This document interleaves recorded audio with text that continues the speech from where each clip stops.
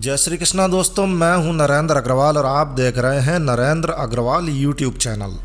तो दोस्तों 3 मई का दिन मंगलवार का दिन है और 3 मई मंगलवार के दिन अक्षय तृतीया आने वाली है। अच्छा, क्या आप जानते हैं कि अक्षय तृतीया को अक्षय तृतीया क्यों कहा जाता है? नहीं जानते हैं? देखिए, ये है हमारी नई पीढ़ी जो हमारी हजारों वर्षों की परंपराओं को, हमारे हजारों वर्षों से चले आ रहे पावन पर्वों को, त्योहारों को, दिनों को भूलती जा रही है। उन्हें जानकारी भी नहीं है। यदि आप जानते हैं तो बहुत अच्छी बात है। तो क्या आप जानते हैं कि अक्षय तृतीया को अक्षय तृतीया क्यों कहा जाता है? क्यों यह दिन खास होता है? क्यों यह दिन सबसे अधिक शुभ होता है? देखिए दोस्तों, अक्षय तृतीया का दिन इतना अधिक शुभ होता है कि इस दिन आप कोई भी शुभ कार्य बिना मुहूर्त निकाले, बिना मुहूर्त देखे कर सकते हैं। जी हाँ, अक्षय तृतीया का दिन ही एक ऐसा दिन है जब आपको किसी प्रकार के पंडित जी से कोई मुहूर्त निकलवाने की आवश्यकता नहीं होती है। आप कोई भी शुभ कार्य, कोई भी खरीदारी, कोई भी शुभ कार्य, नींव का मुहूर्त, विवाह और भी कोई कार्य जो आपको करना है वो आप बिना किसी मुहूर्त के कर सकते हैं। तो अक्षय तृतीया कब आती है? ऐसे ही कुछ सवालों के जवाब आपको इस वीडियो में मिलने वाले हैं। और हाँ, अक्षय तृतीया के दिन क्या करें क्या ना करें और भी बहुत सारी जानकारियाँ आपको इस वीडियो में मिलने वाली है। देखिए दोस्तों, आपसे बस एक ही अनुरोध है, बस एक ही अनुरोध। यदि आप एक हिंदू हैं तो आज आपको इस वीडियो को कम से कम 10 लोगों तक पहुंचाने की जिम्मेदारी दे रहा हूं। यदि आप सोचते हैं कि आप सचमुच हिंदू हैं तो इस वीडियो को 10 लोगों तक जरूर से शेयर कर देना। आगे हरी इच्छा। तो आगे बढ़ते हैं। हिंदू कैलेंडर के अनुसार, देखिए हिंदू कैलेंडर जो होता है वो जो आपके घर में जो अंग्रेजी कैलेंडर लटका हुआ है उससे कुछ अलग होता है। हिंदू कैलेंडर जो आपके मोबाइल में जो कैलेंडर दिखता है उससे अलग होता है। हिंदू कैलेंडर को पंचांग कहते हैं। तो हिंदू कैलेंडर के अनुसार अक्षय तृतीया का पावन पर्व वैशाख महीने की शुक्ल पक्ष की तृतीया के दिन आता है। तो यह दिन माता लक्ष्मी जी और भगवान विष्णु जी को प्रसन्न करने के लिए सबसे अच्छा दिन माना जाता है। हमारे धर्मशास्त्र कहते हैं, हमारे विद्वान साधु संत कहते हैं कि अक्षय तृतीया के दिन आपको कोई ना कोई शुभ कार्य जरूर से करना चाहिए। कुछ ना कुछ दान पुण्य आपको इस दिन जरूर से करना चाहिए। इस दिन किसी पवित्र सरोवर में या फिर किसी पवित्र नदी में स्नान, पूजा इत्यादि जरूर से करनी चाहिए।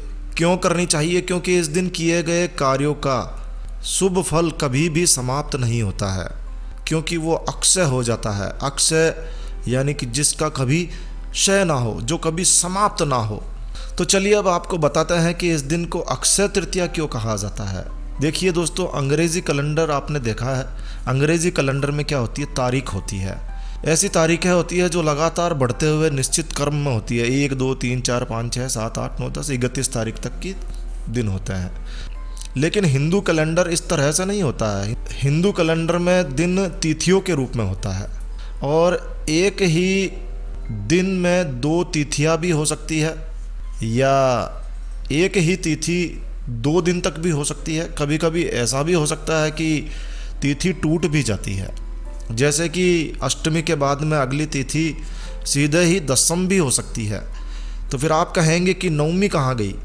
तो दोस्तों, जब कैलेंडर में कभी ऐसी स्थिति बनती है कि कोई तिथि गायब हो जाती है, टूट जाती है, तो इसे ही तिथि का क्षय हो जाना कहते हैं, तिथि का टूट जाना कहते हैं।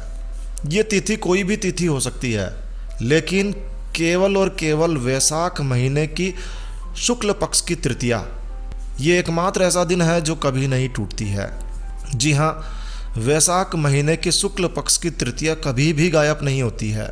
हजारों लाखों वर्षों से ऐसा ही हो रहा है। वैशाख महीने के शुक्ल पक्ष की तृतीया कभी गायब नहीं होती है, कभी नहीं टूटती है। तो वैशाख महीने के शुक्ल पक्ष की तृतीया का कभी भी क्षय नहीं होता है। तो एक ऐसी शुभ तिथि जिसका कभी क्षय नहीं होता है वो अक्षय तिथि कहलाती है। और चूंकि वैशाख महीने की शुक्ल पक्ष की तृतीया एक ऐसा दिन है जिसका कभी क्षय नहीं होता है, इसीलिए वैशाख महीने की शुक्ल पक्ष की तृतीया को अक्षय तृतीया कहा जाता है। आशा है कि आप समझ गए होंगे। तो यही कारण है कि अक्षय तृतीया तिथि देवताओं की भी प्रिय तिथि होती है। यह एक बहुत ही प्राचीन मान्यता है, एक बहुत ही प्राचीन परंपरा है कि धनतेरस की तरह ही अक्षय तृतीया के दिन भी सोने चांदी के आभूषण खरीदे जाते हैं। कहते हैं कि अक्षय तृतीया के दिन सोना चांदी जरूर से खरीदना चाहिए। इससे घर में माता लक्ष्मी जी का निवास होता है और घर में माता लक्ष्मी जी की कृपा बनी रहती है।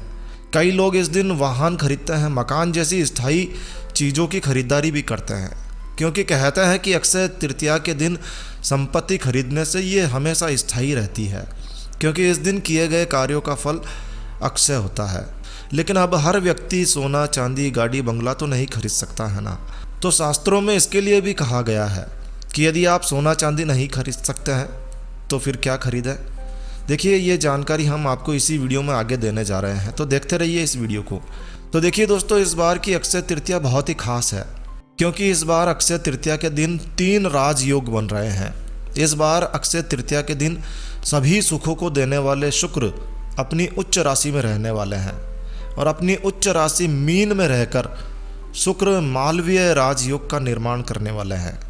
ठीक इसी तरह से गुरु भी मीन राशि में ही रहने वाले हैं और हंस राजयोग का निर्माण करने वाले हैं।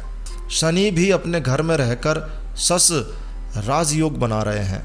तो इस बार की अक्षय तृतीया 3 राजयोगों के साथ में आने वाली है और ग्रहों की ये शानदार स्थिति बहुत ही ज़्यादा शुभ है।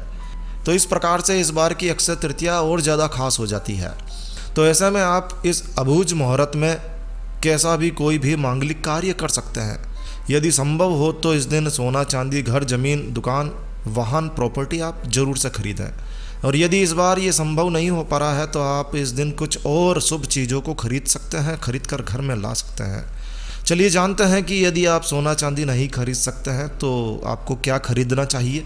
ये चीज़ें भी आपको माता लक्ष्मी जी और भगवान विष्णु और धन के देवता कुबेर जी की कृपा दिलाती है। तो इस दिन आप पीली कौड़ी ज़रूर से खरीद कर लाएं। बहुत ही कम कीमत में आपको मिल जाती है। 5 रुपये की एक पीली कौड़ी आपको आसानी से किसी भी शहर में मिल जाएगी। इससे कम में भी मिल सकती है, पर कम से कम 5 रुपये हम मान रहे हैं। तो इस दिन आप पीली कौड़ी ज़रूर से खरीद कर लाएं और कम से कम 7 पीली कौड़ी घर में लेकर आएँ और फिर आप माता लक्ष्मी जी के पूजन में इन्हें रखें। माता लक्ष्मी जी को पीली कौड़ी बहुत ही ज़्यादा प्रिय है। तो अक्षय तृतीया के शुभ अवसर पर आप 7 कौड़ी घर लाकर माता लक्ष्मी जी के चरणों में अर्पित करें। माता लक्ष्मी जी की विधि विधान से पूजा करें और अगले दिन इन कौड़ियों को एक लाल कपड़े में, एक लाल रुमाल में, नया रुमाल होना चाहिए, इसमें लपेट कर आप अपने धन स्थान पर रख लें, ताकि अगली अक्षय तृतीया पर आप सोना चांदी, वाहन, घर, गाड़ी, बंगला सब कुछ खरीद सकें। माता लक्ष्मी जी की कृपा आपको मिलने वाली है। अक्षय तृतीया के दिन आप जो खरीद सकते हैं। अब जो तो बहुत ही सस्ती सी चीज़ है, आप 20 से 25 रुपये किलो में, 30 रुपये किलो में आसानी से बाज़ार से खरीद सकते हैं। जो खरीदना भी सोना खरीदने के समान ही शुभ माना जाता है। जी हाँ, अक्षय तृतीया के दिन यदि आप जो खरीदते हैं तो समझिए कि सोना ही खरीदा है। थोड़े से जो खरीद कर भगवान विष्णु जी के चरणों में अर्पित करें और फिर इसे लाल कपड़े में बांध कर अपनी तिजोरी में रख लें। थोड़ा सा लाल कपड़े में बांध लें और बाकी का जो आप काम में ले सकते हैं या फिर दान भी कर सकते हैं या फिर उड़ते हुए पंछियों को आप खिला सकते हैं। ऐसा करने से आपके घर में धन दौलत की बढ़ोतरी होने लगती है। ये बहुत ही चमत्कारी उपाय है। अक्षय तृतीया के दिन आप श्री यंत्र खरीद कर लाएं। श्री यंत्र खरीद कर इसे अपने पूजा स्थल पर स्थापित कर सकते हैं आप। अक्षय तृतीया पर श्री यंत्र को खरीदना बहुत ज़्यादा शुभ माना जाता है। ये साक्षात देवी माता लक्ष्मी जी के समान ही होता है और इसे स्थापित करने का अर्थ है कि आपने साक्षात माता लक्ष्मी जी को घर में विराजमान कर लिया है, विराजित कर दिया है। तो घर में श्री यंत्र लाने के लिए अक्षय तृतीया का दिन सबसे अधिक शुभ दिन माना जाता है। अक्षय तृतीया के दिन आप श्री यंत्र की विधि विधान से स्थापना करें। ये आपको अगले अक्षय तृतीया पर धन दौलत, सोना चांदी खरीदने के लिए पूरी तैयारी करेगा। अक्षय तृतीया के दिन आप दक्षिणावर्ती शंख लेकर आएँ। दक्षिणावर्ती शंख भी माता लक्ष्मी जी को बहुत ज़्यादा प्रिय है। इसके अलावा आप अक्षय तृतीया के दिन और कुछ ना ला सके तो मिट्टी का घड़ा, जिसे आप मटकी कहते हैं, ज़रूर से खरीद कर अपने घर लाएं।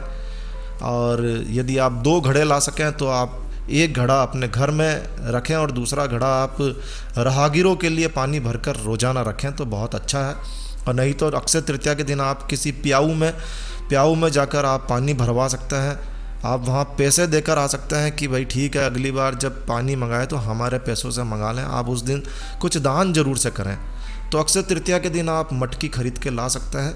बहुत ही आसान सा छोटा सा उपाय है। और इस दिन आप राहगीरों को शरबत पिलाएं, यानी कि शरबत का दान करें। तो आप अपने घर के बाहर बाज़ार में कहीं भी आप जितनी आपकी श्रद्धा हो शरबत आप जो है बना लीजिए और आते जाते लोगों को इस भीषण गर्मी में शरबत पिलाइए। इससे माता लक्ष्मी जी की कृपा प्राप्त होती है। तो ये बहुत ही आसान सा काम है। इस दिन दान जरूर से करना चाहिए, पानी का दान, शरबत का दान जरूर से करना चाहिए।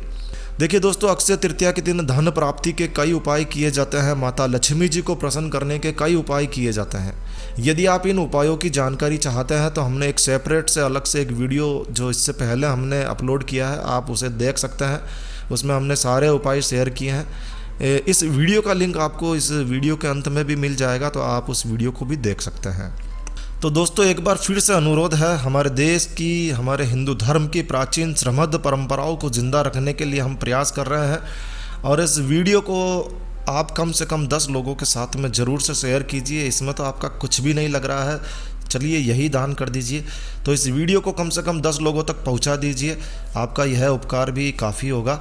तो बस इस वीडियो को यहीं विराम देते हैं दोस्तों। यह वीडियो, यह जानकारी आपको अच्छी लगी हो, यूज़फुल लगी हो तो कृपया लाइक के बटन पर ज़रूर क्लिक कीजिए।